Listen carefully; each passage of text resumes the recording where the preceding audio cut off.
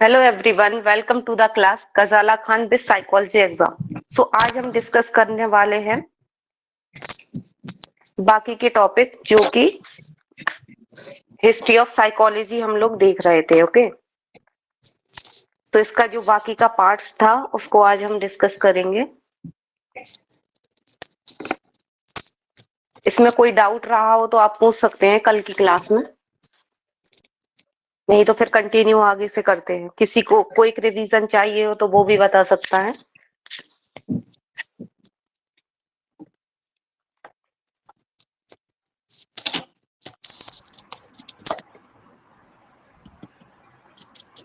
चलिए यहाँ से आगे से स्टार्ट किया जाए। फिर किसी को कोई डाउट नहीं है ना?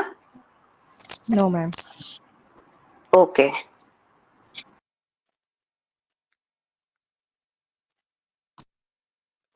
तो यहाँ तक हो गया था, फ्रॉइड से स्टार्ट करना था।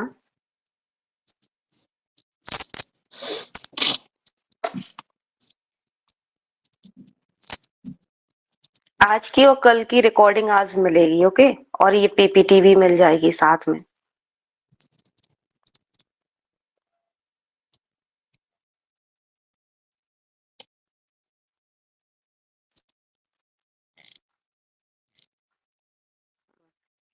यहाँ से स्टार्ट करना था। Sigmund Freud, the theory of the psycho analysis. Psycho analysis Freud के बारे में सभी लोग जानते हैं, है ना? तो इन्होंने किस चीज पे काम किया है? इनका मेन कॉन्सेप्ट रहा है unconscious mind. Okay, unconscious mind पे इन्होंने फोकस किया कि किस तरह से हमारा अनकॉन्शियस माइंड वर्क करता है। ओके, तो देखते हैं इनके बेसिक से कॉन्सेप्ट। साइको एनालिसिस को साइको डायनामिक अप्रोच भी बोलते हैं। Okay, so according to Freud, behaviour is motivated by internal और psychological force and abnormality is caused by the imbalance in the internal force that motivate behaviour. Freud के according क्या था कि Freud के according था कि हमारा जो बिहेवियर मोटिवेट होता है वो इंटरनल और साइकोलॉजिकल फोर्सेस की वजह से होता है, जो हमारे अंदर चल रहे हैं, जो हमारा अनकॉन्शियस माइंड है, उससे हमारा बिहेवियर निकल के आता है, उससे हम बिहेवियर करते हैं, मोटिवेट होते हैं। और उसी से ही जो एबनॉर्मलिटी आती है वो कैसे आती है? जब इन इंटरनल फोर्सेस में जब इम्बैलेंस हो जाता है, जैसे कि ये दोनों चीजें बैलेंस में चल रही है, बट अगर इनमें इम्बैलेंस क्रिएट हो जाता है, ओके, तब जाके एबनॉर्मलिटी निकल के आने लगती है। ये बेसिकली फ्रॉइड का मानना था। He believed that mental illness arise from unresolved conscious conflict and these usually occur in early childhood. Oedipus complex. इनका फ्रॉइड का ये मानना था कि मेंटल इलनेस अराइज होती है, कहाँ से निकल के आती है? जब हम लोग अनरिजोल्व कॉन्शियस कॉन्फ्लिक्ट करते हैं। कॉन्शियसली जो भी हमारे कॉन्फ्लिक्ट चलते हैं, ये करना चाहिए, ये नहीं करना चाहिए, फैमिली में प्रेशर है, स्टूडेंट को प्रेशर, कई सारे कॉन्फ्लिक्ट होते हैं हमारी लाइफ से लेके, तब जब हम कॉन्शियस लेवल पे उनको सॉल्व नहीं कर पाते, वो अनसॉल्व ही रह जाते हैं, तब वहां से मेंटल इलनेस निकलना स्टार्ट हो जाती है और अनकॉन्शियस माइंड फिर उसी तरह से वर्क करना स्टार्ट कर देता है। और स्पेशली ये कब होता है? ये अर्ली चाइल्डहुड में ही होता है। ओके, फ्रॉइड का मानना था जो 5 इयर्स होते हैं, बच्चे के जो 5 इयर्स होते हैं, इसमें ही पर्सनालिटी हमारी फॉर्म हो जाती है। और अगर इस टाइम पीरियड में आपको कोई भी अनरिजॉल्व कोई भी कॉन्फ्लिक्ट अराइज हो जाता हो और अगर आप उसको सॉल्व नहीं कर पाते, तो वो लाइफ लॉन्ग आपको कैरी करना होगा और लाइफ लॉन्ग वो आपकी लाइफ को डिस्टर्ब करती रहेगी। ओके, जो बच्चे का जो चाइल्डहुड है, अर्ली चाइल्डहुड ईयर्स जो 5 इयर्स है, उसको इन्होंने बहुत ही ज्यादा इंपोर्टेंट बताया है। ओके, राइट, यहाँ तक क्लियर? यहाँ तक क्लियर है? ये स्लाइड क्लियर है? Yes ma'am. Yes ma'am. Okay okay, Sigmund Freud theory of psychoanalysis, it should be clear by now that psychology did not start in one place and at one particular time. इस time में, जो Freud के time में क्या था, पहले structuralism आया, फिर स्ट्रक्चरलिज्म वुंट ने दिया, जर्मनी में जो वर्क कर रहे थे अपनी लैब में, फिर फंक्शनलिज्म आए, अमेरिका में जेम्स आए, उन्होंने अपना फंक्शनलिज्म वाला कॉन्सेप्ट दिया कि माइंड के फंक्शन पे फोकस करना चाहिए, ना कि स्ट्रक्चर पे। माइंड के जो एलिमेंट है, जो किस तरह से फंक्शंस करते हैं, हम एक एनवायरनमेंट से दूसरे एनवायरनमेंट में कितना इजिली शिफ्ट कर जाते हैं, तो वो कैसे करते हैं, उनके फंक्शंस पे उन्होंने ध्यान दिया। फिर आ गए बर्दाइमर, गेस्टाल्ट वाले, उन्होंने कहा कि ये सारी चीजें ठीक है, बट हम एक होल में देखते हैं, ना कि टुकड़ों में देखते। ओके, उन्होंने उस चीज पे, कॉन्सेप्ट पे फोकस किया। फिर आ गए सिगमंड फ्रॉइड, इन्होंने क्या बोला कि हम अनकॉन्शियस माइंड से मोटिवेट होते हैं। आप लोग सब लोग नॉर्मल वे में बात कर रहे हैं, नॉर्मल पर्सन की बात कर रहे थे, बट एबनॉर्मलिटी भी तो होती है, उसको इग्नोर क्यों कर रहे हो? तो फ्रॉइड आए, फ्रॉइड ने स्पेशली एबनॉर्मलिटी पे काम किया। ओके, एबनॉर्मल जो हो रहे थे उस टाइम पे लोग, तो उस टाइम पे माना जाता था कि उनको भूत लग गए, कुछ भी आत्मा वगैरह, ये सारी चीजें जो मिथ थे वो माने जाते थे। बट इन्होंने साइंटिफिकली प्रूवन किया कि एबनॉर्मलिटी भी होती है कि इंसान के अंदर, जैसे कि हम लोग नॉर्मल होते हैं उसी तरह से एबनॉर्मल भी हो जाते हैं। वो कैसे होते हैं, क्यों होते हैं, उन्होंने इन सारी चीजों को फाइंड आउट करना स्टार्ट कर दिया। सो साइकोलॉजी इस तरह से ग्रो अप होती चली गई। तो यहाँ पे यही है कि it should be clear now, psychology did not start in one place. यहाँ पे ये नहीं था कि साइकोलॉजी सिर्फ एक ही प्लेस और एक ही टाइम में चल रही है, हर जगह ऑल ओवर वर्ल्ड में चलने लगी थी। जर्मनी में अलग चल रही थी, अमेरिका में अलग चल रही थी, अपने अपने कॉन्सेप्ट हर एरिया से निकलना स्टार्ट हो गए थे। Okay, so people of several different view point where try to promote their own perspective, the study of human mind and behavior in different place over the world. So कई सारे several different view point निकल के आए कि wound के अलग आए, James के अलग आए, फ्रॉइड के अलग आए, मैक्स वर्दाइमर के अलग आए। सो अपने अपने व्यू पॉइंट से वो प्रमोट करने लगे अपने खुद के पर्सपेक्टिव को, कि इस तरह से ह्यूमन माइंड की स्टडी कर सकते हैं, इस तरह से ह्यूमन माइंड एंड बिहेवियर की स्टडी कर सकते हैं। ओके, सो फ्रॉइड जो थे, Sigmund Freud was Australian physician थे ये। So early in his career he dream of achieve fame by making the important discovery. इनका ड्रीम ही था कि इन्हें अचीव करना था, बहुत ही ज्यादा डिस्कवरी करना था और इन्हें फेम चाहिए था। Okay, so he determination was such that medical school is dissect 400 male eels to prove the first time that they had tested. So ये क्या थे, ये मेडिकल फील्ड से थे, सिगमंड फ्रॉइड फिजिशियन थे। तो इन्होंने सबसे पहले ये 400 मेल ईल्स जो होते हैं, एक कीड़े मकोड़े की तरह, जैसे कि केचुए टाइप के जो होते हैं ना ईल्स, उस तरीके के ये होते थे। इन्होंने इस पे क्या किया, डिस्कवरी स्टार्ट कर दी, क्योंकि ये फिजिशियन थे। ओके, बट इनको इस वाले वर्क से कोई फेम नहीं मिला, ना ही इनका ये वर्क ज्यादा फेमस हो पाया। ओके, सो इन्होंने क्या किया फिर, His work with eels did not make him famous. इनका ये eels पे जो वर्क था वो फेमस नहीं हुआ, what his subsequent work with people did. Indeed, his theory made him one of the most controversial intellectual figure in modern time. But ये बहुत ही ज्यादा controversial intellectual figure के फॉर्म में ये मॉडर्न टाइम में निकल के आए। फिर फ्रॉइड ने क्या किया, Freud approach to psychology grow out of his effort to treat mental disorder. फिर फ्रॉइड का क्या हुआ, इन्होंने साइकोलॉजी में ग्रो अप करना स्टार्ट कर दिया। इन्होंने एफर्ट किए कि मेंटल डिसऑर्डर कैसे होते हैं, उनको ट्रीट कैसे किया जाए। जो सब लोग नॉर्मल लोग की बात कर रहे थे, बट एबनॉर्मल जो हो रहे थे उनका ट्रीटमेंट कैसे पॉसिबल था, उन्होंने इस पे फोकस करना स्टार्ट कर दिया। Okay, so in his medical practice, Freud treat people troubled by psychological problem such as irrational fear, obsession, anxiety with an innovative procedure is called psychoanalysis. So इन्होंने क्या किया, फ्रॉइड ने ट्रीट करना start कर दिए जो कि कई सारे साइकोलॉजिकल प्रॉब्लम से जूझ रहे थे लोग, जैसे कि उन्हें इरेशनल फियर हो रहा था, ऑब्सेशन हो रहा था, किसी भी चीज से ऑब्सेशन हो रहा था कि अगर वो लॉक खोलते हैं तो वो बार बार चेक कर रहे थे, एंजाइटी हो रही थी बिना मतलब की। ओके, फियर हो रहा था कि उन्हें लोगों से इंटरेक्ट करने में फियर लगता था, या फिर कहीं बाहर जाने में फियर लगता था। एक तरह से यहाँ पे फोबिया की बात हो रही है। ओके, सो इन्होंने इन सारी चीजों को ट्रीट करना स्टार्ट कर दिया था अपने साइको एनालिसिस की प्रोसीजर से। राइट, यहाँ तक क्लियर? किसी को कोई डाउट यहाँ तक? No ma'am. ओके,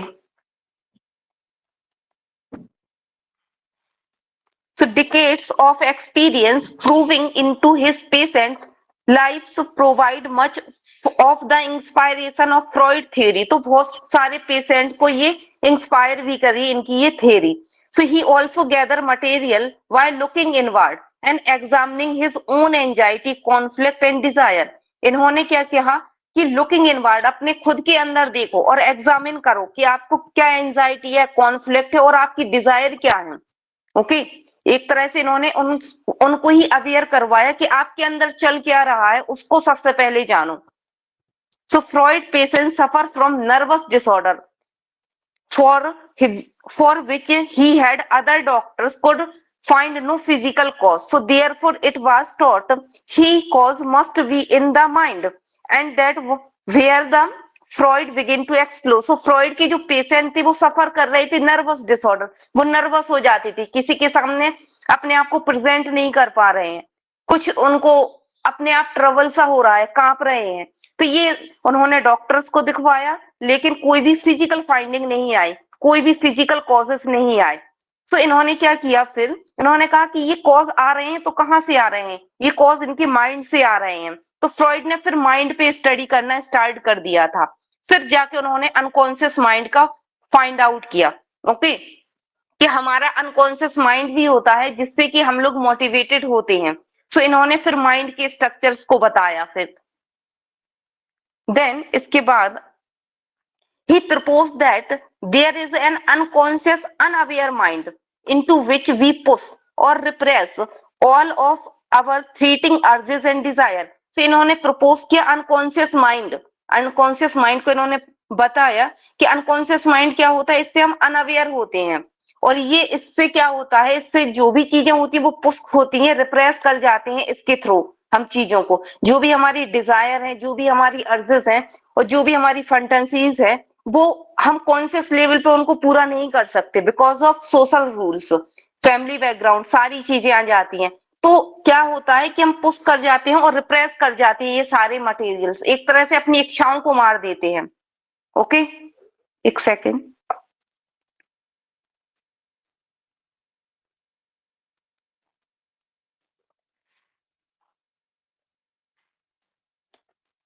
एक तरह से अपनी इच्छाओं को मार देते हैं. तो ये क्या हो जाता है, रिप्रेस हो जाता है, अंदर दब के रह जाता है. और फिर जब कोई भी चीज दबी हुई हो तो वो कहीं कभी ना कभी फूटती भी है, कभी ना कभी निकलती भी है. तो उस वजह से फिर वो एबनॉर्मलिटी निकल के आ जाती थी. Okay, so he believe that repress urges and try to surface created the nervous disorder in his patient. So जो भी अर्जेस थी, जो भी रिप्रेस मटेरियल थे, जब वो सरफेस पे आते थे, मतलब ऊपर आते थे, कॉन्शियस लेवल पे आते थे, तो वो पेशेंट क्या हो जाते थे, नर्वस होना स्टार्ट हो जाते थे. तो इन्होंने इस तरह से फाइंड आउट करना स्टार्ट किया था फ्रॉइड ने. So his psychoanalytical theory attempts to explain personality, motivation, and mental disorder. Why focus on unconscious determinant of behavior? So psychoanalytical theory attempt करती है, explain करती है कि हमारी personality कैसी है, हम किस तरह से motivate होते हैं, and mental disorder किस तरह से निकल के आते हैं. वो सारी चीजें कहाँ से आती हैं, हमारे unconscious mind से, क्योंकि unconscious mind ही सारी चीजों को ऑपरेट कर रहा है. So, जो पर्सनालिटी, इन्होंने पर्सनालिटी का भी डिवीजन बताया कि पर्सनालिटी कितने तरह की होती है. जब फ्रॉइड की पर्टिकुलर थ्योरी पढ़ेंगे उसमें सारी चीजें आएंगी. ओके, मोटिवेट कैसे होते हैं हम लोग, सो वो सारी चीजें इसमें आ जाती हैं. Freud stress the importance of early childhood experience, believe that personality was formed in the first 6 years of life. तो फ्रॉइड का मानना क्या था कि जो अर्ली चाइल्डहुड है, बच्चे के जो 5 से 6 इयर्स की जो एक्सपीरियंस है, वो उसमें ही फॉर्म हो जाती है हमारी personality. If there were significant proven those problem must have begin the early childhood. और सिग्निफिकेंट प्रूफ भी इन्होंने किया कि जो भी हमारी जो भी एबनॉर्मेलिटी है या फिर कुछ भी प्रॉब्लम है, वो कहाँ से निकल के आती है, 5 to 6 इयर्स में जो हुआ है बच्चे के साथ, उस तरीके से हम पर्सनालिटी फॉर्म कर जाते हैं. सो ये क्वेश्चंस जरूर आता है, नेट में भी आया हुआ है कि पर्सनालिटी फॉर्म कब होती है अकॉर्डिंग टू फ्रॉइड. तो 5 to 6 इयर्स ही उसमें दिया रहता है. ओके, एमपी सेट में भी आ सकता है, ये छोटी छोटी चीज है. यहां तक क्लियर है?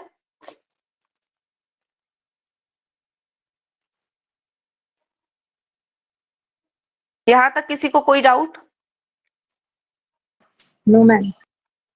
ओके, साइको एनालिटिकल थियरी देखो इस तरीके से ये वर्क कर रहा है, सारा सब कॉन्शियस माइंड, अनकॉन्शियस माइंड, ये कॉन्शियस माइंड है।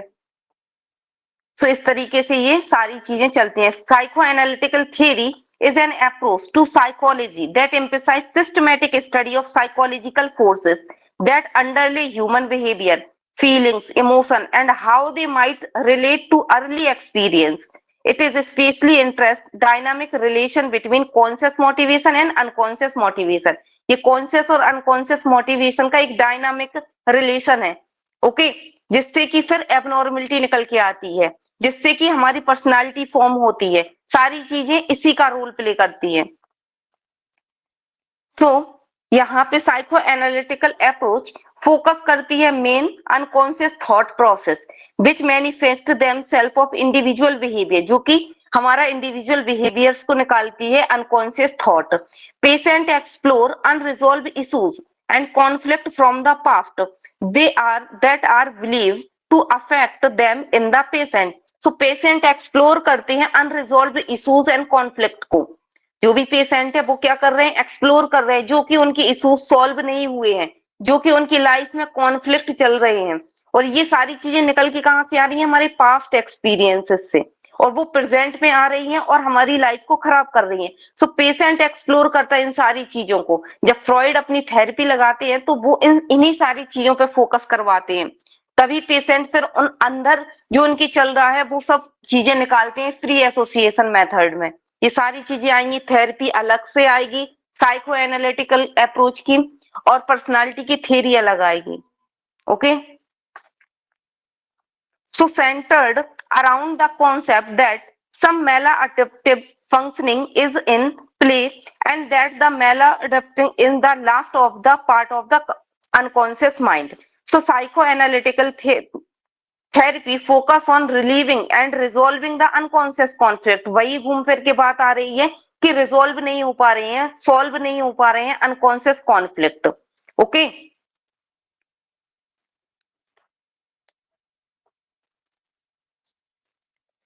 एक सेकेंड रुकिए, शायद कोई ज्वाइन हुआ है।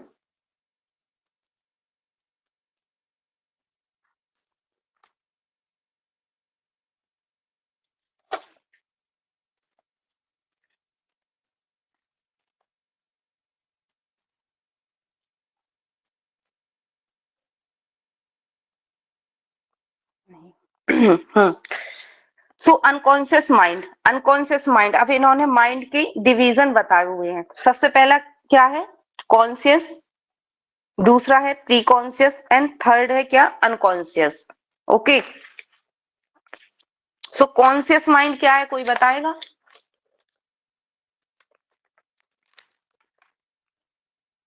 कोई भी, कॉन्शियस माइंड क्या होता है? Conscious means activities which we are ji aware of. जी, जो चीजें हम कर रहे हैं और हम हमारे अटेंशन में वो चीजें और उसको that is conscious. बिल्कुल बिल्कुल, okay okay. So conscious mind, conscious mind क्या है?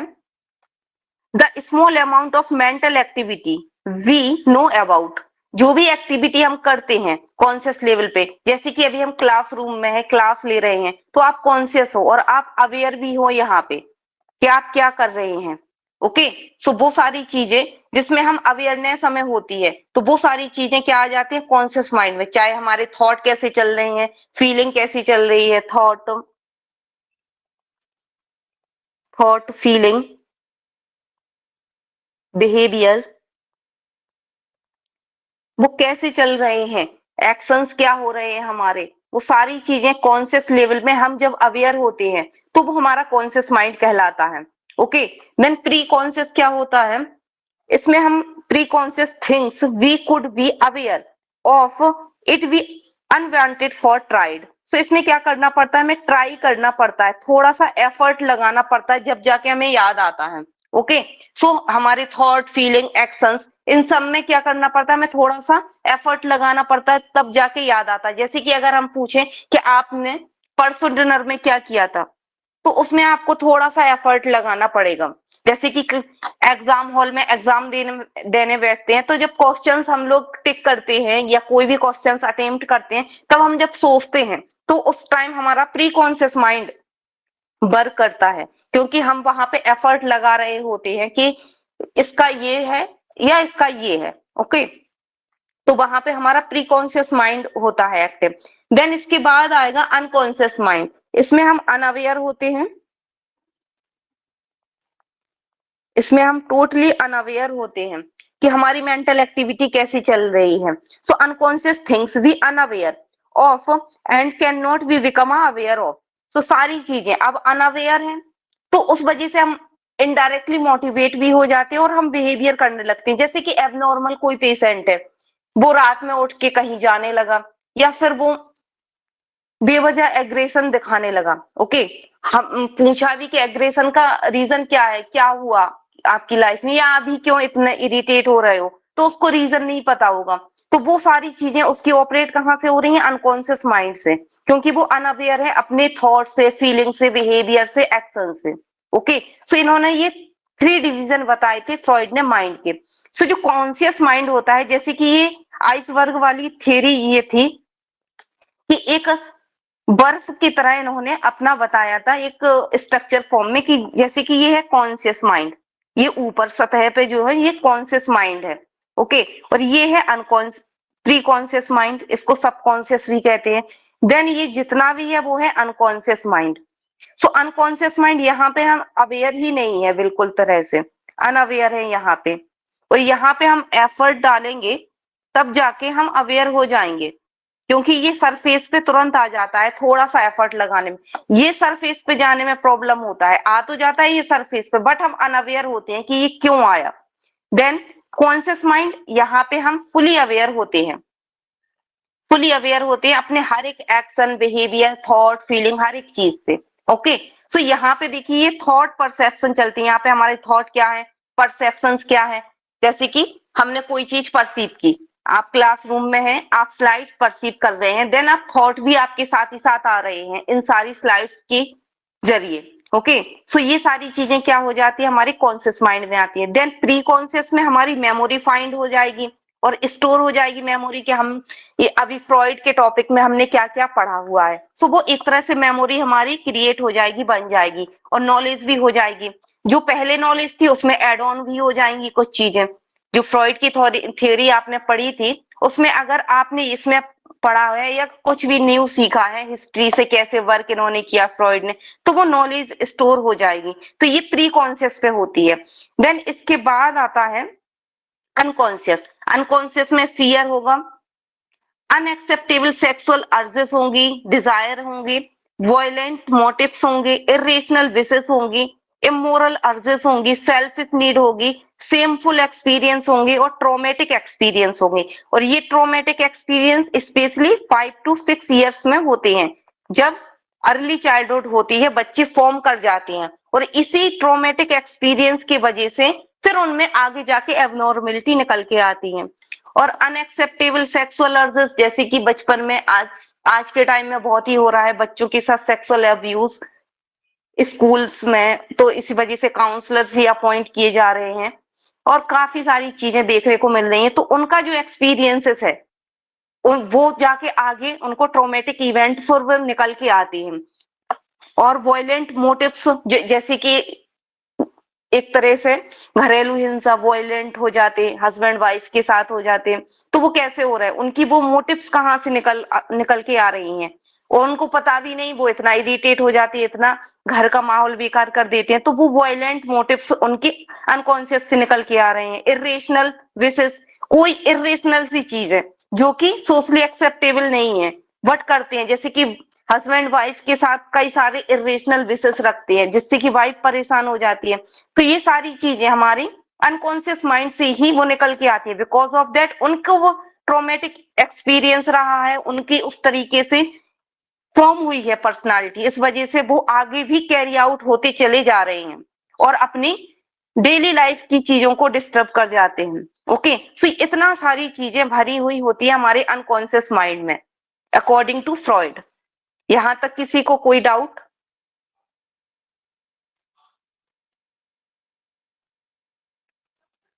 किसी को कोई डाउट है यहाँ?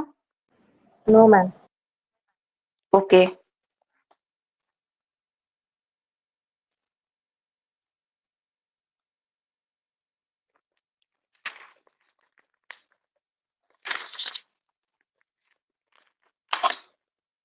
देन इसके बाद इन्होंने किया था division of structure of personality. ये इड, ईगो, सुपर ईगो, ये हमारे पर्सनालिटी का डिवीजन है। Okay, so division of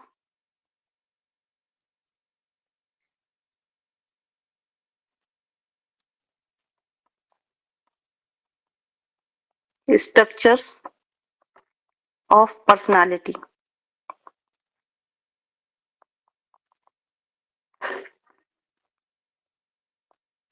end आ जाएगा, इसमें ईगो आएगा एंड सुपर ईगो आ जाएगा। कोई बताएगा इड क्या होता है, ईगो या सुपर ईगो क्या होता है? थोड़ी बेसिक सी चीज।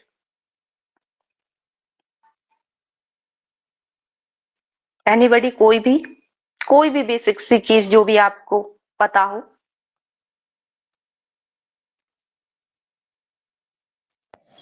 चलिए मैम कोई। इट जी वो हमारा जी जो सेल्फ स्टार्ट जो होता है कि मेरे को ये चीज चाहिए या मेरे को ये करना जी है, जो सेल्फ स्टार्ट है। देन सुपर ईगो जी जी होता है वो बहुत ज्यादा अनसेल्फिश पार्ट होता है कि सामने वाले का करना, कि अगर चाहे हम भी हर्ट जी हो रहे हैं लेकिन हमको सामने वाले को हेल्प करना है। एंड देन ईगो इज बिल्कुल लाइक बिल्कुल दोनों का इसमें। है कि उसके अंदर रैशनली सोचना कि कोई कौन सी चीज हमें हर्ट करे और कौन सी चीज नहीं करे, एंड अकॉर्डिंग टू दैट उसके ऊपर वर्क करना। जी जी। सो इड जो होता है वो वर्क करता है प्लेजर प्रिंसिपल पे। ओके, और ईगो वर्क करता है रियलिटी प्रिंसिपल से, और सुपर ईगो वर्क करता है मोरल प्रिंसिपल से। ओके, सो आगे देखते हैं इसको वन बाय वन करके। इड इड जो है वो बेसिकली कहाँ पे वर्क करता है? प्लेजर प्रिंसिपल्स पे।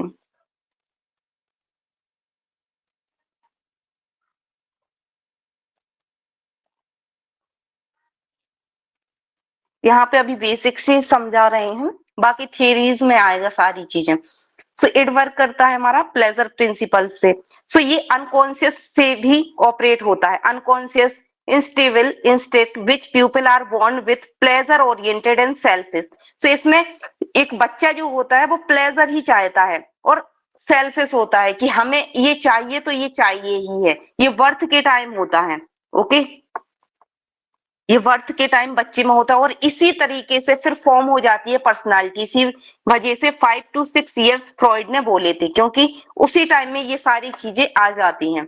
सो ये होता है हमारे बर्थ के टाइम पे ये होता है।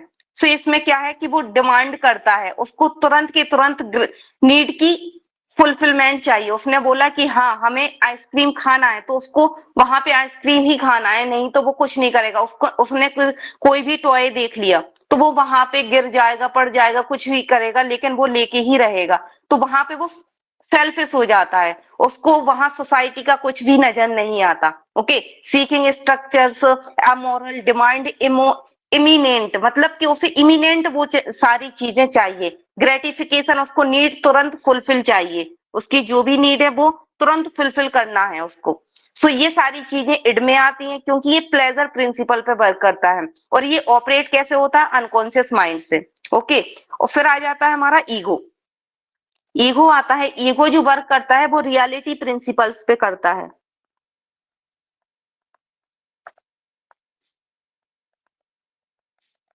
तो ये याद रखना है क्योंकि ये मैच द कॉलम में आ जाते हैं।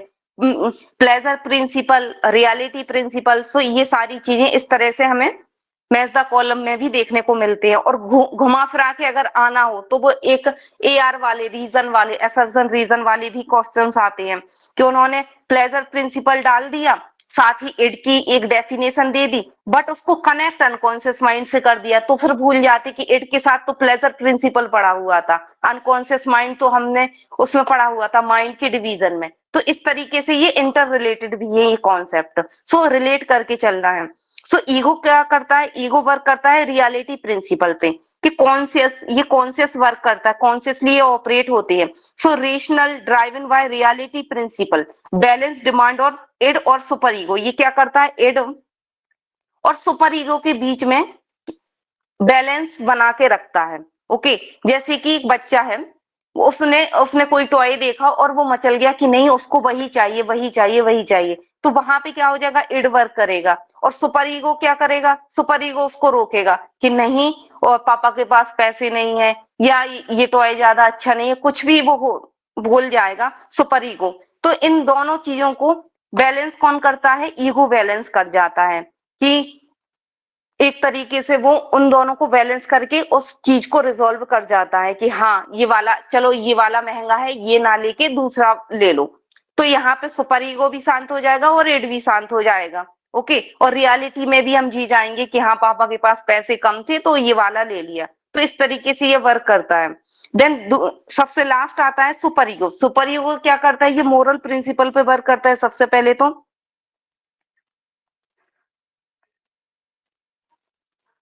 So last past of personality develop concern with moral rights and wrong develop through the socialization। ये सोशल में जीता है, जैसे कि हम ये गलत है ये सही है, ओके राइट रॉन्ग है, ये आपने पाप कर दिया ये पुण्य है, ये दान कर दीजिए, दान पुण्य वाली ये सारी चीजें यहाँ पे चलती हैं। ओके, ये अपने घर में नहीं रखेंगे पैसा लेकिन दूसरों की हेल्प कर देंगे, ये खुद खुद के पास रोटी नहीं है बट ये दूसरों को दे देंगे खाने के लिए। तो वहां पे क्या हो जाता है, इड आ जाएगा। तो वो कहेगा कि नहीं हमारे पास तो खाने के लिए नहीं है, हम क्यों दान करें।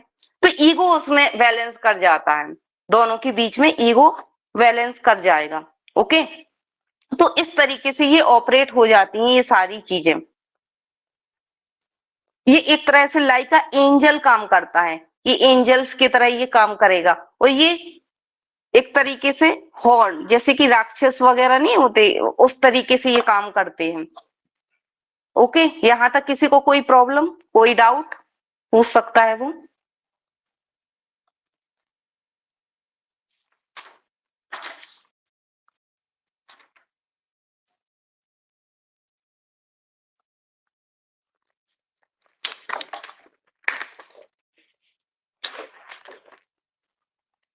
फिर आते हैं फ्रॉइड ने, जो कि बहुत ही ज्यादा इनका फेमस है, इनकी पूरी थ्योरी ही बहुत ही ज्यादा इंपॉर्टेंट है।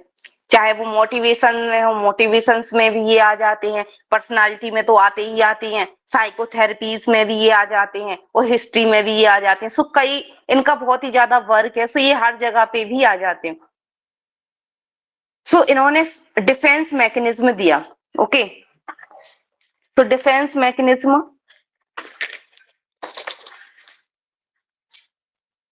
तो डिफेंस मैकेनिज्म क्या होता है, जैसे कि ईगो पे, जब हमें ईगो को हम डिफेंड करते हैं कि नहीं ये चीजें नहीं होनी, ये चीजें होनी चाहिए। नॉन रेशनल स्ट्रेटजी है जो डिफाइन करती है ईगो को।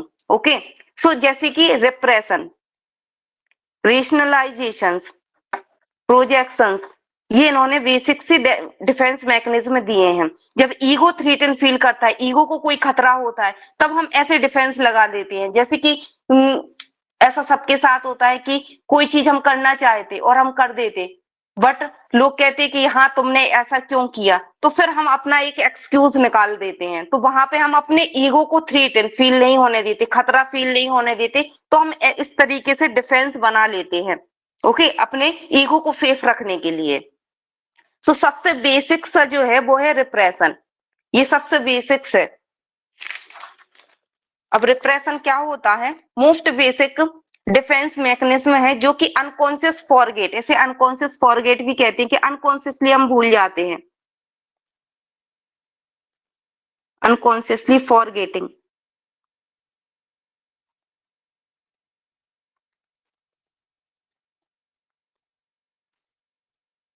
तो इसमें होता है अनकॉन्शियस इंसिस्ट विशेस फैंटेसीज जो भी होती हैं, डिजायर गोल हमारे, वो उनको हम दबा देते हैं, रिप्रेस कर जाते हैं, बिकॉज ऑफ दैट वो सोशल में सही नहीं है। So unacceptable impulse are pushed back into the subconscious.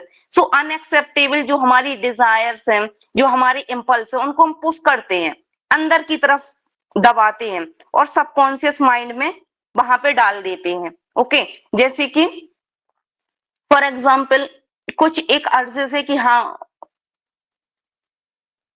जो कि सोशली अनएक्सेप्टेबल है, जैसे कि सेक्सुअल अर्जेस आ रही है विदाउट मैरिज, तो यहाँ पे क्या हो जाता है, उस चीजों को ये अनएक्सेप्टेबल है और इसको पुश कर जाते हैं और अनकॉन्शियसली सबकॉन्शियसली दबा देते हैं, तो ये हो जाता है रिप्रेशन। ये मोस्ट बेसिक डिफेंस मैकेनिज्म है। ओके, फिर आ जाता है रेशनलाइजेशन। रेशनलाइजेशन इसमें क्या होता है, self justify explanation is substitute for unacceptable one. तो इसमें होता है कि हम लोग क्या कहते हैं, इसमें लॉजिक देने लगते हैं, जैसे कि सबसे बेसिक चीज अंगूर खट्टे हैं, ये लोमड़ी ने बोल दिया था, उसको अंगूर नहीं मिले तो उसने एक्सप्लेन कर दिया, उसने रीजन दे दिया कि ये तो खट्टे हैं, इसकी हमें जरूरत नहीं।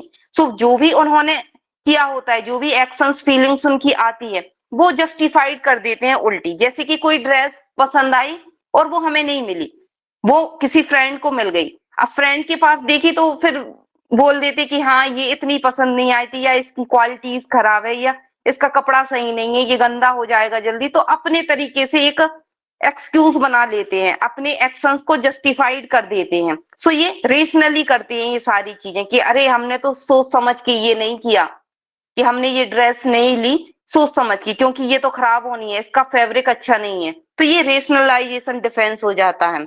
ओके, देन इसके बाद आ जाता है प्रोजेक्शंस। अब प्रोजेक्शंस क्या होता है, unwanted feeling are attribute to someone else. तो ये क्या हो जाता है, defending against disturbing impulse by attribute them to someone else. So इसमें अनवांटेड फीलिंग, जो हमारे अंदर अनवांटेड फीलिंग आ रही है उसको हम दूसरों पे डाल देते हैं, प्रोजेक्ट कर देते हैं। जैसे कि ये फीलिंग्स हमारी है, इसको हमने प्रोजेक्ट कर दिया यहाँ पे। जैसे कि कंपटीशन है और दो फ्रेंड्स हैं, ओके, दो फ्रेंड्स है, तैयारी कर रही हैं, कंपटीशन बहुत ही ज्यादा है, तो जो एक फ्रेंड दूसरे फ्रेंड से जेलस हो जाएगा कि यार ये तो ज्यादा पढ़ाई कर रहा है और इसके ज्यादा अच्छे नंबर आ जाएंगे, तो क्या हो जाता है कि ये अनवांटेड फीलिंग हमारे अंदर आ रही है, बट उसको हम प्रोजेक्ट कर देंगे कि तुम ऐसा सोच रहे हो, तुम हमसे जल रहे हो, तुम हमसे कंपटीशन रख रहे हो, कंपटीशन की फीलिंग्स हमारे अंदर रख रहे हो, तो ये अनवांटेड फीलिंग जो हमारे अंदर चल रही होती है वो हम दूसरों के ऊपर डाल देते हैं। सो ये हो जाता है प्रोजेक्शन। देन इसके बाद आ जाता है डिनाइल। डिनाइल में क्या होता है, हम डिनाई कर देते हैं जो भी ट्रॉमेटिक इवेंट होते हैं। An anxiety producing event is not accepted as a reality. जैसे कि किसी का बेटा एक्सीडेंट में खत्म हो गया, उसकी डेथ हो गई, तो वो डिनाइल में ही जीती है फिर उसकी मदर, क्योंकि वो कहती नहीं ऐसा तो हुआ ही नहीं।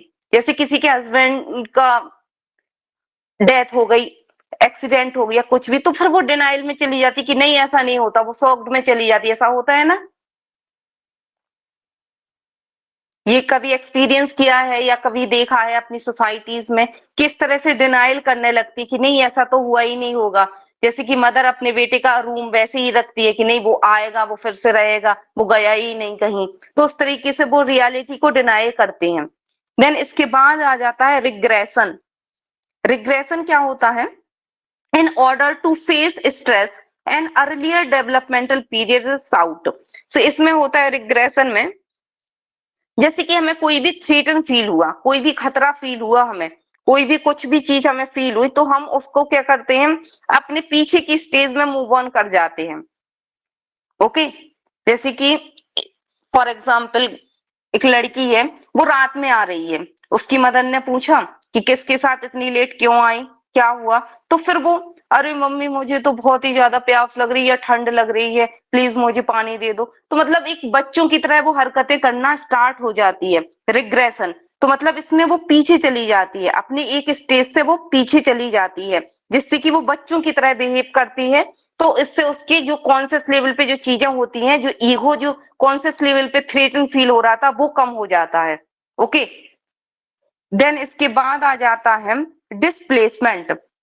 अब डिस्प्लेसमेंट क्या होता है, feeling toward an unacceptable object are shift into more acceptable one. इसमें सबसे अच्छा एग्जांपल यही है कि घर में बॉस से गुस्सा हुए, बॉस ने गुस्सा निकाला, तो घर पे आके हस्बैंड अपनी वाइफ पे गुस्सा करेगा, वहां पे बॉस से तो गुस्सा कर नहीं सकता, तो वो डिस्प्लेस कर जाता है, अपनी फीलिंग्स को एक जगह से दूसरी जगह शिफ्ट कर जाएगा, जो एक्सेप्टेबल वन होंगे, मतलब जो उनकी चीजों को एक्सेप्ट कर जाएंगे। अब वाइफ है, वाइफ तो कुछ ज्यादा बोल नहीं पाएगी, बट बॉस तो जॉब से ही फायर कर देगा, तो ये डिस्प्लेस हो जाती है फीलिंग, क्योंकि कहीं का गुस्सा फिर कहीं निकल जाता है, तो इसको हम डिस्प्लेसमेंट बोलते हैं, डिफेंस मैकेनिज्म। देन इसके बाद आता है सब्लिमेशन। अब सब्लिमेशन क्या होता है, ये डिस्प्लेसमेंट का ही फॉर्म है एक तरह से। इसमें पर्सन एग्रेसिव वाला है, तो फॉर एग्जाम्पल इसमें पर्सन एग्रेशन ज्यादा दिखाता है, तो वो फुटबॉल मैच में चला जाएगा, वो प्ले करने लगेगा, स्पोर्ट्स में चला जाएगा। तो इसमें ये चीजें हो जाती हैं कि an unacceptable impulse is replaced by more acceptable impulse. Okay, ये अच्छा है, ये डिफेंस मैकेनिज्म अच्छा है। जैसे कि फेल हो गए, किसी ने रिजेक्ट कर दिया, तो आईएएस ऑफिसर बन गए या कुछ और भी अच्छा कर लिया, तो जो वो अपनी एनर्जी होती है वो एक पॉजिटिव वे में लगाना स्टार्ट कर जाते हैं। तो इस तरीके से ये क्रिएटिव भी है, ये वाला सब्लिमेशन वाला डिफेंस मैकेनिज्म।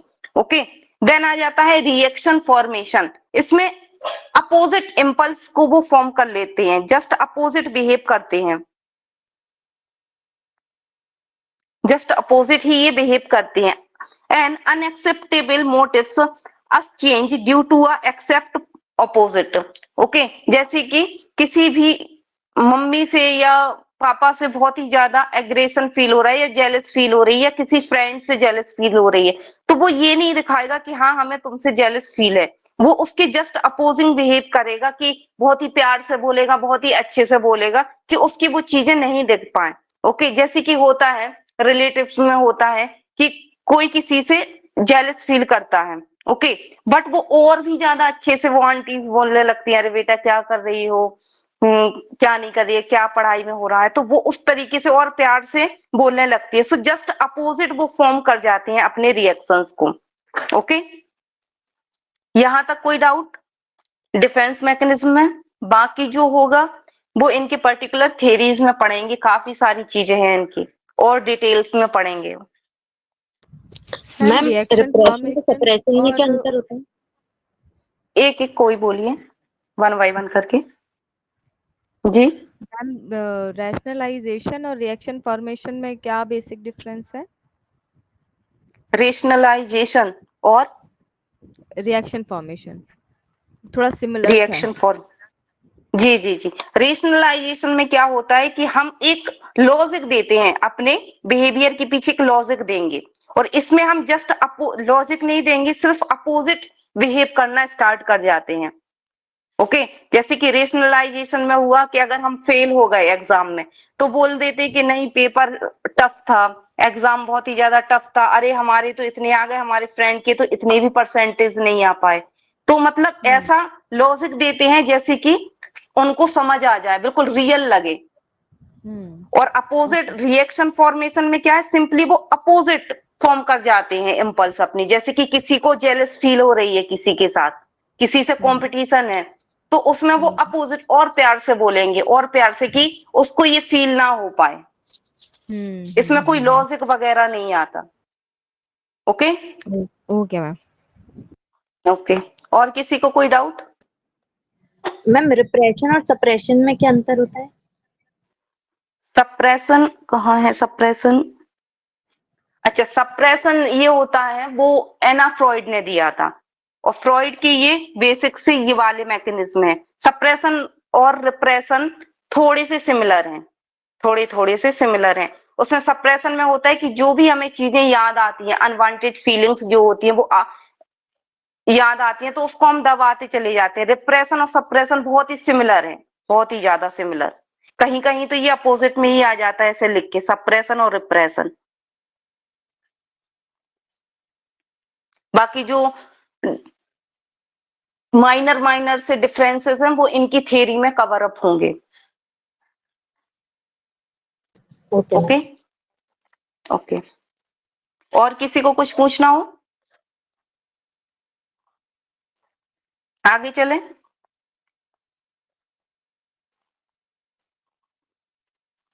आगे चलें, कंटिन्यू करें। जी मैम। ओके, फिर आ जाते हैं Pavlov, Watson and the behaviourism. Okay, अब बिहेवियरिज्म वाले आ गए, जो कि इनका मेन कॉन्सेप्ट या मेन फोकस होगा बिहेवियर पे।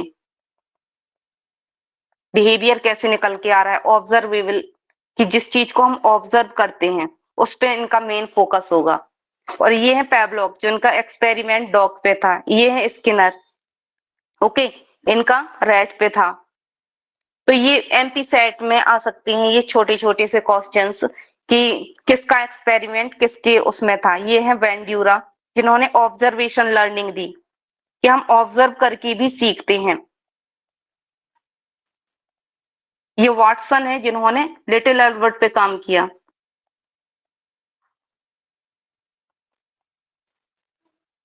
इन्हें फादर ऑफ बिहेवियरिज्म भी बोला जाता है, वाटसन को। पैवलोव ने जो काम किया वो डॉग पे था, और इनकी थ्योरी सेम एज, इन्होंने सिर्फ क्या किया, लिटिल एल्बर्ट पे इन्होंने ये थ्योरी अप्लाई कर दी।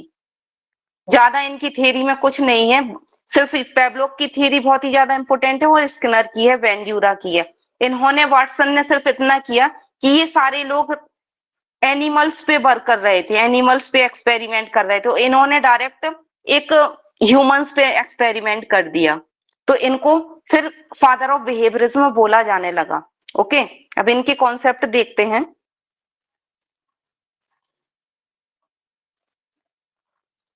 So Pavlov, Watson, and the Darwin of the behaviorism. So functionalism and structuralism were soon challenged by the behaviorism. So functionalism, structuralism जो था, इन्होंने फिर behaviorism ने इनको चैलेंज किया। The study of observable behaviour, इन्होंने study की कि जो हम बिहेवियर देख सकते हैं, ऑब्जर्वेबल बिहेवियर्स पे इन्होंने स्टडी की। Behaviourist J B Watson object strongly to the study of the mind और अनकॉन्शियस एक्सपीरियंस। जेबी वॉटसन जो थे, इन्होंने ऑब्जेक्टेड स्ट्रांगली, इन्होंने ऑब्जेक्ट किया कि माइंड और कॉन्शियस एक्सपीरियंस पे जो स्टडी चलती आ रही थी उन पे ऑब्जेक्शन लगाना स्टार्ट कर दिए। He believe that introspection is unscientific, इन्होंने कहा इंट्रोस्पेक्शन जो है वो अनसाइंटिफिक है, precisely because there is no way to settle disagreement between the observer, because हम ऑब्जर्वर को तो देख ही नहीं सकते उनके अंदर क्या चल रहा है, हम कैसे प्रूव करें। तो इन्होंने उसको, इनके वुंड के कॉन्सेप्ट को इन्होंने अनसाइंटिफिक बोल दिया। So Watson realise that he could study the overt behaviour of animal even though the could not ask them questions और know what they are the thinking. So इन्होंने क्या किया, ओवर्ट बिहेवियर पे काम करना स्टार्ट कर दिया, जो कि उनको दिख रहा है, ना कि जो उनकी थिंकिंग वगैरह चल रही है। उन्होंने कहा जो सामने दिख रहा है उसको प्रूव करो, जो दिख ही नहीं रहा, थिंकिंग नहीं दिख रही, इमोशन फीलिंग्स ये नहीं दिख रहा, इनको कैसे प्रूव कर सकते हैं। सो इस तरीके से अपने अपने पर्सपेक्टिव से साइकोलॉजी ग्रो अप होने चली गई। ओके, सो इनका क्या था main concept, he simply observed the relationship between stimuli event in the environment and the animal response. So any muscular action, glandular activity or other in definition aspect of behavior simply observe, इन्होंने simply क्या देखा, stimulus and animals के response पे इन्होंने focus किया कि जो stimulus है और उसके response कैसे आ रहे हैं। ओके, स्टिमुलस कहाँ होंगे, इवेंट ऑफ द एनवायरमेंट, जो भी एनवायरमेंट में जो चीजें हैं वो है स्टिमुलस, एंड एनिमल रिस्पॉन्स, अब एनिमल्स की रिस्पॉन्स कैसे आ रहे हैं, उसका मस्कुलर एक्शंस कैसे हो रहा है, ग्लैंड्यूलर एक्टिविटी कैसे चल रही है। जैसे कि फूड को देखा डॉग ने, तो उसके अंदर स्लाइवेशन हो रहा है, तो ये स्लाइवेशन क्या हो गया, उसके मस्कुलर एक्शन, ग्लैंड्यूलर एक्शंस, ये सारी चीजें आ गई। So these observations are objective because they did not involve introspective or subjective experience. So why not, he asked, apply same objectivity of study of the human behavior. So इन्होंने ये सारा रखना start कर दिया कि जो ऑब्जर्व कर सकते हैं चीजों को उसको ही आप प्रूव कीजिए, और जो जिसको हम ऑब्जर्व ही नहीं कर सकते उसको क्या प्रूव करना। ओके, सो इनका ये कॉन्सेप्ट था बिहेवियरिज्म वालों का। Behaviourism also called behaviourist approach भी इसको बोलते हैं, प्राइमरली पैराडाइम ऑफ साइकोलॉजी, जो कि 1920 से 1950 तक चला। Psychology should be seen as a science, psychology को एज अ साइंस इन्होंने बोला। So theory need to support by empirical data obtained through a careful and control observation and measurement of the behavior. So इनका simply वही बोलना था कि empirical data लो, जो कि सामने दिखाई दे रहा है, इंपीरिकल जो है वो डाटा लो, केयरफुली उसको ऑब्जर्व करो और बिहेवियर को मेजर करो, ये इनका मेनली फोकस था. So behaviorism is primarily concerned with observable behavior as opposite to internal event.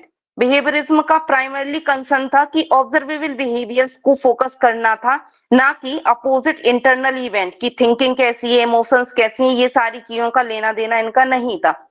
Observable में क्या आ जाता है, behaviour can be objectively scientifically measure, कि जो भी सामने दिख रहा है बिहेवियर उसको हम साइंटिफिकली मेजर कर सकते हैं, ऑब्जेक्टिवली मेजर कर सकते हैं. सो इनका ये मेनली कंसर्न था.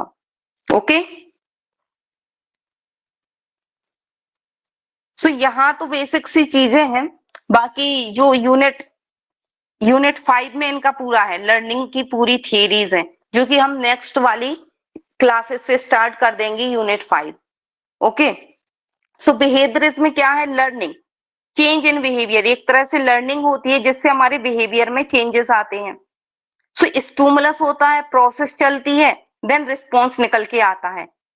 Okay so the learning process is complex, weakness and unexplained.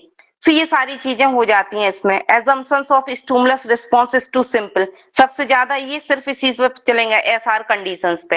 SR stimulus आया, देन रिस्पॉन्स दिया, और फिर हमारा बिहेवियर कैसा निकल के आ रहा है, कितना वीक है, कितना स्ट्रॉन्ग है, उन सारी चीजों को ये मेजर करते आए हैं अपनी अलग थियरीज पे. मेन कंसर्न इनका यही है, थोड़ा बहुत टेक्निक चेंज करते आए और ये इसी पे फोकस इन्होंने रखा. Okay clear. देन इसके बाद आ जाते हैं ह्यूमनिस्टिक्स, द ह्यूमनिस्ट रिवोल्ट. ये है कार्ल रॉजर्स, जिन्होंने सेल्फ की बात की है, कार्ल रॉजर्स. देन मास्लो, इन्होंने भी पर्सनालिटी थ्योरी दी, दोनों ने पर्सनालिटी थ्योरी दी है ह्यूमनिस्टिक की. ओके तो इनका कहना क्या है, इनका पॉइंट ऑफ व्यू क्या है, उसको देख लेते हैं. एक सेकेंड.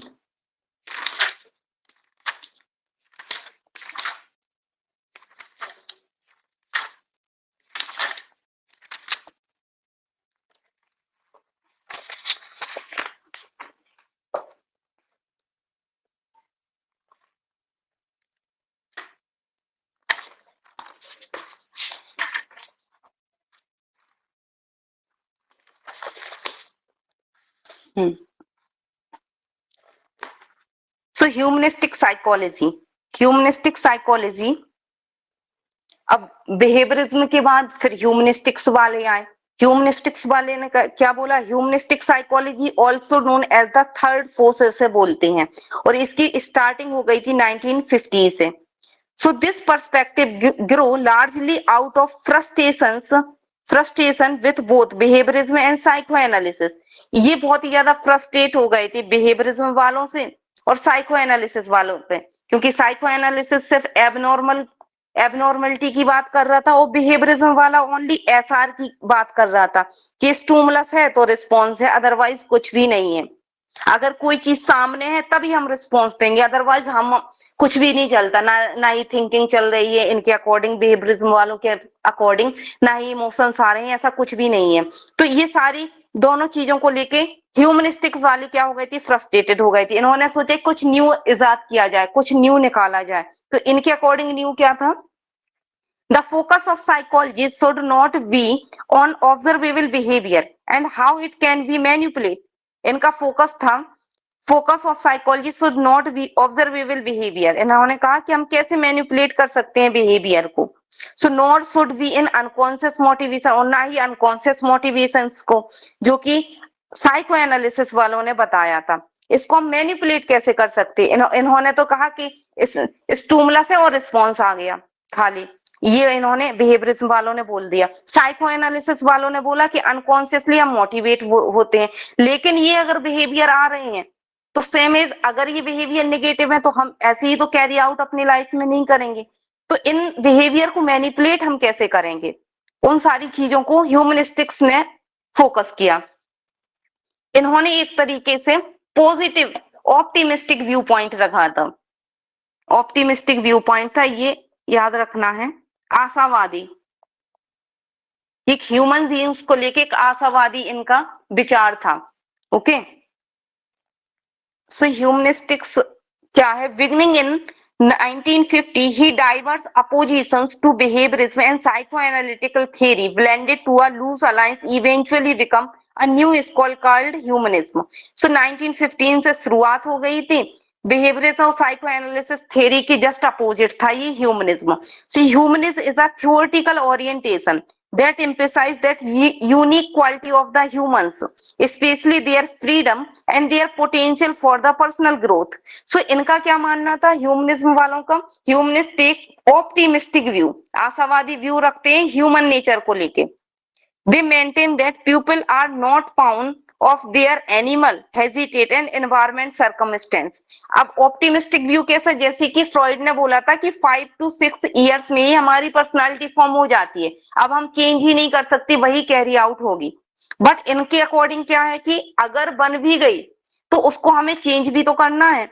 तो आप ऑप्टिमिस्टिक व्यू लेके चलो ह्यूमन नेचर को लेके कि नहीं कुछ अच्छा भी होगा। हर एक ह्यूमन जो है वो यूनिक है, हर एक ह्यूमन की अपनी अपनी ह्यूमन यूनिक क्वालिटीज है, उसकी अपनी फ्रीडम है, उसके अपने पोटेंशियल है, उसकी अपनी क्षमता है कि वो अपनी ग्रोथ की तरफ बढ़ता चला जाएगा। उसकी पर्सनल ग्रोथ उसकी 5 to 6 इयर्स में ही सीमित नहीं है कि अगर वो 5 to 6 ईयर उसके ट्रॉमेटिक रहे हैं तो वही लाइफ लॉन्ग चलेंगे, ऐसा नहीं है। ह्यूमंस में खुद में ये कैपेबिलिटी है, खुद में ये पोटेंशियल है, खुद में ये क्षमता है कि वो अपनी पोटेंशियल को एंड लेवल तक लेके जा सके, सबसे ऊंचाइयों पे भी वो ले जा सकता है, उसके अंदर ये क्षमता है। तो इन्होंने ह्यूमनिस्टिक रिवोल्ट ने, ह्यूमनिस्टिक अप्रोच ने इस चीज पे फोकस किया कि ह्यूमन की क्वालिटीज क्या है, उनकी फ्रीडम, उनकी पोटेंशियल्स, उनकी क्षमताओं पे इन्होंने फोकस करना स्टार्ट कर दिया। ओके, यहां तक किसी को कोई डाउट?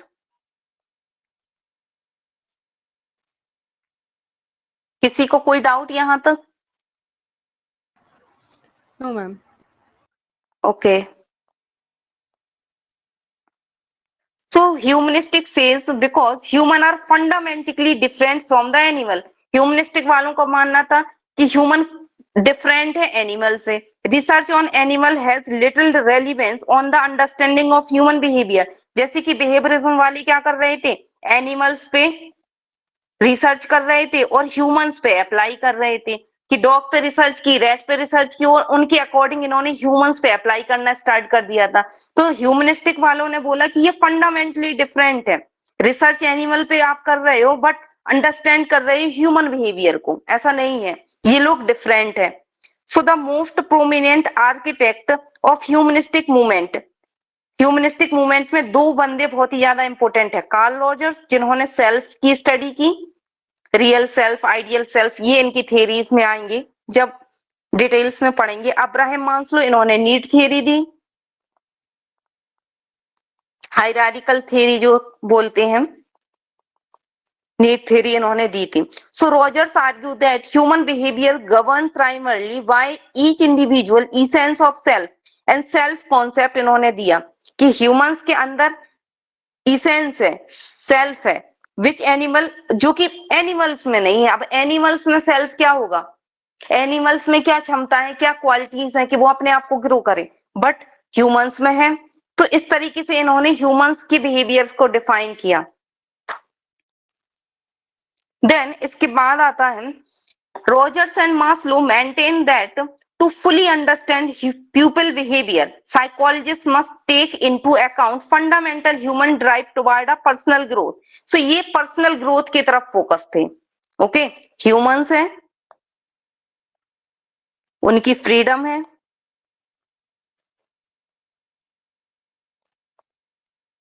उनकी यूनिकनेस क्वालिटीज हैं, उनके अंदर ग्रो होने की पोटेंशियल है, उनके अंदर क्षमता है, वो और ऊंचाइयों तक भी अपने आप को ले जा सकते हैं। तो ये सारी चीजें क्या है? एक ह्यूमंस के अंदर है, सेल्फ है, सेल्फ के अकॉर्डिंग वो बिहेव करते हैं, ये एनिमल्स में नहीं है। So the assert that people have a basic need to continue to evolve, human beings and fulfil their potential. Human beings में ये सारी चीजें हैं, वो अपने पोटेंशियल को फुलफिल करते हैं। In fact humanist argue that many psychological disturbance are result threatening the uniqueness human needs। जो कि साइकोलॉजिकल डिस्टरबेंस आते हैं उससे थ्रेटन होती है ह्यूमंस की नीड्स, जो कि ह्यूमंस की नीड्स है। ये इन्होंने बेसिकली फोकस किया है। तो जैसे कि ये अब्राहम मास्लो ने दी,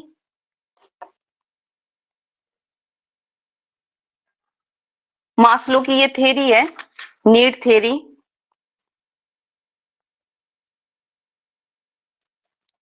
तो इनकी थ्योरी जब आएगी तब और डिटेल्स में आएगी। सबसे पहले इन्होंने ये बेसिक नीड दी है कि फिजियोलॉजिकल नीड होती है एक बंदे में, देन सेफ्टी नीड होती है, then belonging and love need होती है, स्टीम नीड होती है, एंड सेल्फ एक्चुअलाइजेशन तक बंदा जाता है। ओके, सो फिजियोलॉजिकल नीड क्या होती है? Need to satisfy basic biological need. जैसे कि बेसिक सी नीड है एक बच्चे में, बेसिक सी नीड है कि उसको फूड चाहिए, वाटर चाहिए, ऑक्सीजन चाहिए, उसको स्लीप चाहिए। ओके, सो ये सारी उनकी फिजियोलॉजिकल नीड आती हैं। जब ये फुलफिल हो जाती हैं देन उसको सेफ्टी चाहिए, नीड फॉर सेफ्टी और सिक्योरिटी। ऐसा नहीं कि कहीं पे भी उसका घर हो कि आतंकवादी का खतरा हो या कुछ भी ऐसी चीज हो, जानवरों का खतरा हो, तो उसे सेफ्टी चाहिए। फिर इसके बाद उसको लव एंड बिलोंगिंग चाहिए कि उससे कोई लव करे, पेरेंट्स है उससे अटैचमेंट रखे। So need to love and belong, need to affiliated, लोग एफिलिएटेड हो, लोग उसको एक्सेप्ट करें। सो ये वाली नीड उसको चाहिए। देन उसके बाद आ जाता है स्टीम नीड। फिर उसको सेल्फ स्टीम चाहिए, आत्मसम्मान चाहिए उसको। Need to achieve gain acceptance and gain accept recognization by other, दूसरे अदर उसको रिकॉग्नाइज करें, जाने समझे, उसको रिस्पेक्ट दें। सो ये फिर ये नीड अराइज हो जाती है। देन सबसे एंड में आ जाता है self actualization, need to realize one fullest potential. फिर वो अपने फुलेस्ट पोटेंशियल पे चला जाता है, सबसे ऊंचाइयों पे वो चला जाता है। सो ये आ जाती है, ये बेसिक नीड है जो कि मास्लो ने दिया था। ओके,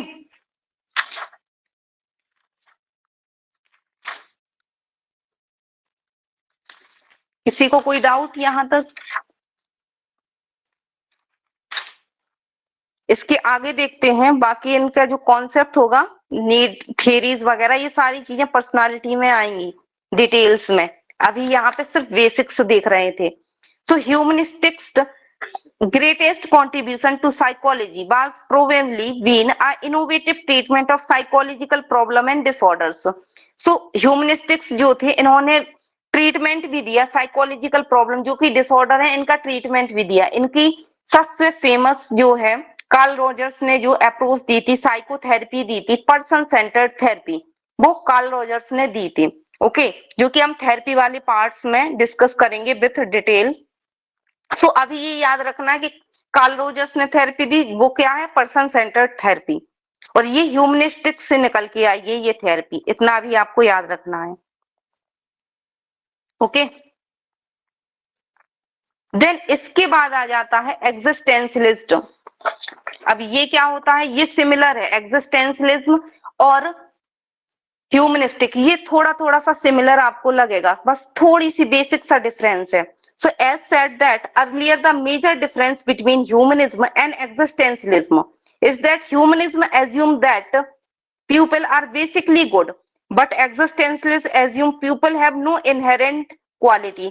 अब एग्जिस्टेंशियलिज्म और ह्यूमनिस्टिक्स वालों में क्या डिफरेंस है? ह्यूमनिस्टिक्स वाले बोलते हैं कि जो प्यूपल्स होते हैं वो इनहेरेंटली मतलब पैदा ही वो गुड होते हैं, अच्छे ही पैदा होते हैं, उनमें कोई बुराई नहीं होती, उनके कोई निगेटिव चीज उनके अंदर होती ही नहीं, उनमें सारी चीजें पॉजिटिव वाली होती हैं, गुड वाली होती हैं।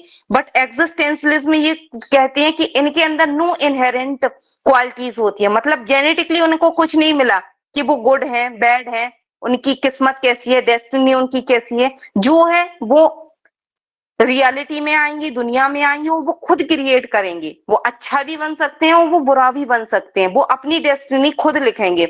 ये एग्जिस्टेंशियलिज्म का मानना होता है। ओके, सो इतना सा बेसिक सा डिफरेंस है इन दोनों में। Existentialism is founded in the romantic socialist movement that explores free will and the self-governance of our basic human nature. Existentialist psychology root existentialism में मार्टन ने बहुत ही ज्यादा फेमस वर्क किया है जो कि आगे आएगा. सो ये एक्जिस्टेंशियलिज्म का मानना होता है. सो एक्जिस्टेंशियलिज्म में रोलो में का बहुत ही ज्यादा क्या है वर्क है. सो रोलो में एज एन अमेरिकन साइकोलॉजिस्ट थे जो उन्होंने फाउंड किया था एक्जिस्टेंशियलिज्म साइकोलॉजी. अब existentialism focus on understanding the meaning behind and purpose of human existence. अब एक्जिस्टेंशियलिज्म का फोकस होता है वो अंडरस्टैंड करते हैं कि ह्यूमन की बिहेवियर के पीछे क्या मीनिंग है, क्या पर्पस है. बस इनका इतने पे फोकस रहता है. ओके, ह्यूमंस दुनिया में आए हैं तो इनका पर्पस क्या है, किसी कोई ना कोई पर्पस तो हो गई, और इनके पीछे जो बिहेवियर चल रहे हैं उनका रीजन क्या है. सो इन सारी चीजों पे ये फोकस करते हैं.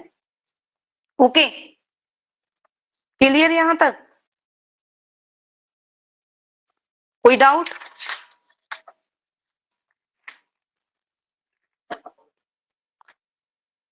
किसी को कोई डाउट? No ma'am. ओके, सारी चीज समझ आई? Yes ma'am. सभी ओके, सभी को सब चीजें समझ आई? Hello, yes Yes, ma'am. ma'am. Okay okay, class को एंड करें फिर? जी okay. Okay, thank you so much. So आज के लेक्चर में इतना ही. आई होप सारी चीजें क्लियर हुई होंगी. If you have any doubt you can ask me. Thank you so much. Thanks for watching.